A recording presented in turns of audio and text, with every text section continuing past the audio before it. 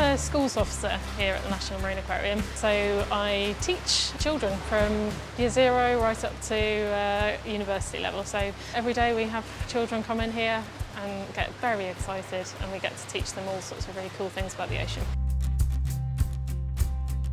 I came out of university not fully sure what I wanted to do. I thought maybe I wanted to go on a boat and do what marine biologists do and go and travel around the world, but started volunteering here at the aquarium, originally on the public side of things, so out in front doing talks and shows and speaking to families, and just actually realised I love it. I just really love talking to people and telling people the things that make me excited and getting them excited about it as well is just the best thing. So I stayed and now I've been here for 10 years.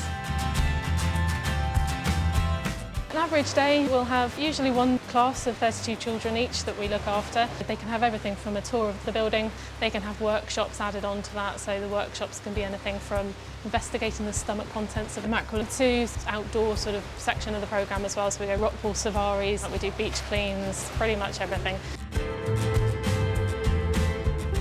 The cheesy answer is teach children every day, and it is. It's just the coolest job in the world. But I suppose the answer that maybe people want to hear is I got to feed a shark once, which was really awesome. That was amazing. So it's just having a passion for something. So you might find sometimes that subjects in school can be a little bit sort of, oh, it's a bit of a drag.